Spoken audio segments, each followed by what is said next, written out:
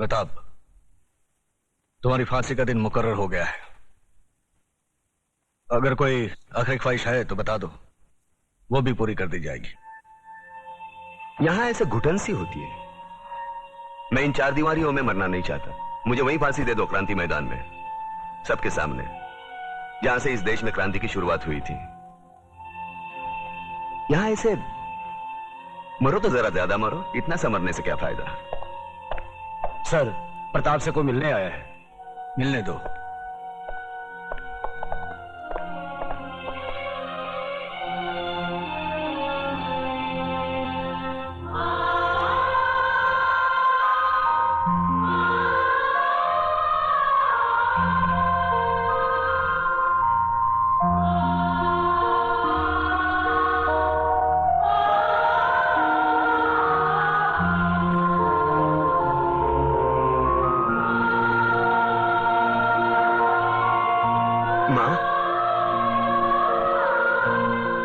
बूढ़ी हो गई, बूढ़ी।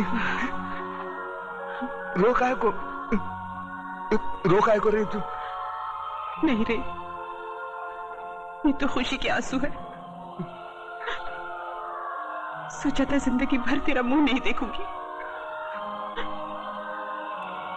लेकिन तेरे बारे में अखबार में पढ़ा तो रहा नहीं गया मुझसे, और मैं चली आई अपने बेटे के पास। कैसा है रे तू?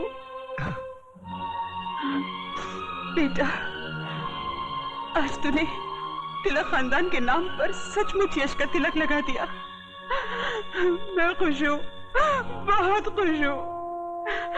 अब तो भगवान से यही प्रार्थना करूंगी कि तुझे जन्मों जन्म मेरा ही बेटा बना कर। नहीं माँ, अगले जन्म में किसी मंदिर या मस्जिद की ईंट बनकर जिंदगी भर वहां रोता रहूंगा। इस जिंदगी का रोना मेरा बाकी है।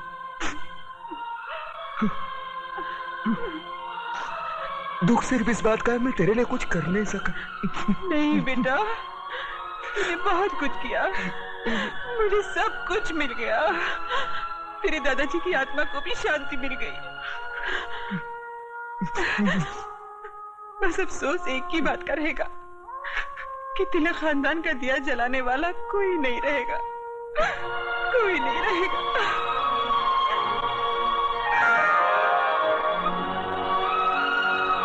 ये देख, अपनी बहू के लिए रखे थे, लेकिन अब तो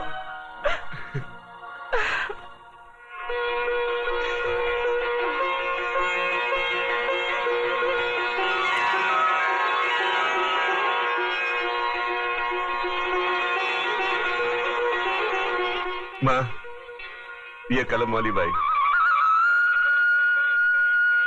मेघा लिखती है, एक दिन के लिए हमारे खानदान की बहू बनेगी। सोच ले।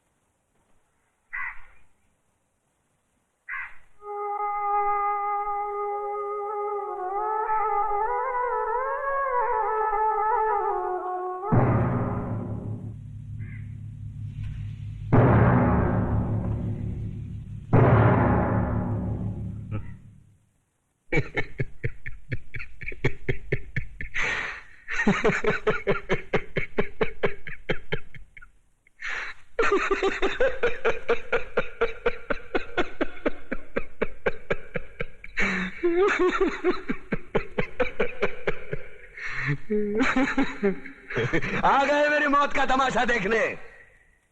अब मुझे लटका देंगे, जुबान ऐसी बाहर आएगी, आंखें बाहर आएगी, थोड़ी देर लटकता रहूंगा, फिर ये मेरा भाई मुझे नीचे उतार देगा, फिर आप चर्चा करते घर चले जाओगे, खाना खाओगे, सो जाओगे।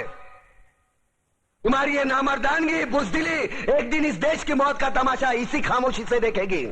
कुछ नहीं कहना मुझे तुम्हें, कुछ नहीं। तुम्हारी जिंदगी में कोई फर्क पड़ने वाला नहीं। अंधेरे में रहने की आदत पड़ी है तुमको, गुलामी करने की आदत पड़ी है। पहले राजा महाराजाओं की गुलामी की, फिर अंग्रेजों की, अब चंद गद्दार नेताओं की और गुंडों की। धर्म के नाम पर ये तुम्हें बहकाते हैं, तुम एक दूसरे के गले काट रहे हो। काटो काटो। ऊपर वाला भी ऊपर से देखता होगा तो उसे शर्म आती होगी, सोचता होगा मैंने सबसे खूबसूरत चीज बनाई थी, इंसान। इंसान नीचे देखा तो सब कीड़े बन गए, कीड़े कीड़े। रेंगते रहो, सटते रहो और मरो। आए और गए, खेल खत्म। क्यों जिए मालूम नहीं, क्यों मरे मालूम नहीं। कलम वाली बाई क्रांति लाना चाहती थी, कलम के जोर पर काले वर्तमान को खत्म करना चाहती थी। कौन समझा उसकी बात को? सब साले मुर्दे, जिंदा लाशें। किसे जगाती वो? मैं जाग गया, कुछ अच्छा काम करके जा रहा हूं, सुकून है।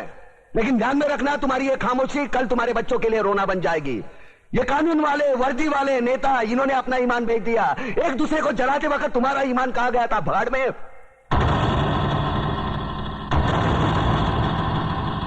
ये पिस्सू जैसा हमारा पड़ोसी मुल्क आने वाले कल में शायद अपने आप को दुनिया के नक्शे पर देख नहीं पाएगा। एक बात भूल रहा है, उनके घर में जो रोटी बनती है ना, उसका आटा भी विदेशी चक्की से पीस के आता है। साले अपने खुद के देश में सुई नहीं बना सकते और हमारे देश को तोड़ने का सपना देखते हैं। वो ये सपना देख सकते हैं क्योंकि उन्हें मालूम है ये मुर्दों का देश है। वतन के लिए किसी को कोई हमदर्दी नहीं है। इसे तोड़ना बिल्कुल आसान है।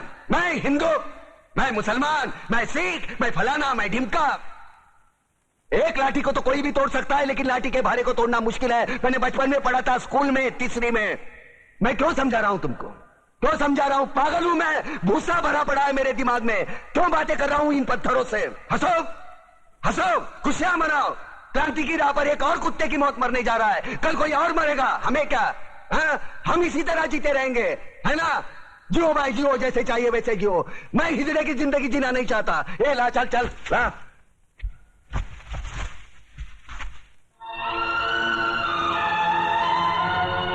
ठहरो, ये फांसी नहीं हो सकती। उन देशद्रोहियों के खिलाफ जो सरकार को सबूत मिले हैं, उससे साबित होता है कि प्रताप ने उनको मारकर देश का उद्धार किया है। इसलिए भारत के राष्ट्रपति ने उसकी सजा माफ कर दी। ये रहे उसके कागजात।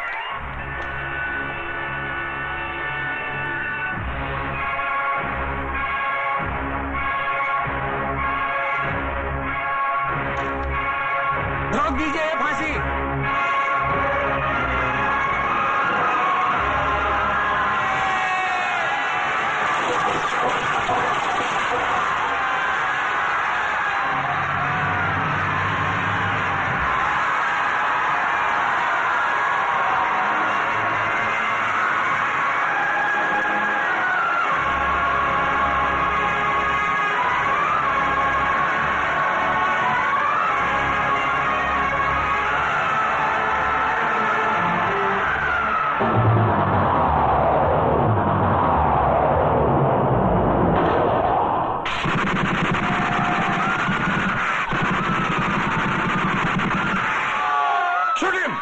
खबरदार कमिश्नर, लाशों के ढेर बिछा दूंगा अगर हमारे बीच में आया तो।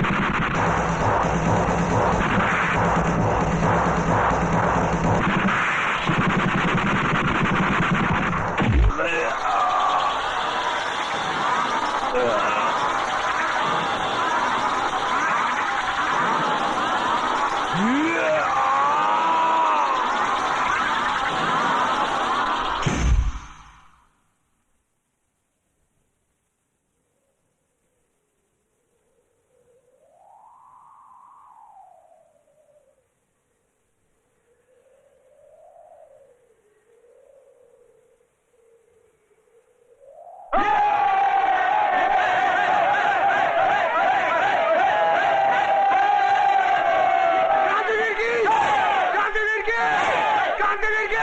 क्रांतिवीर की! क्रांतिवीर की!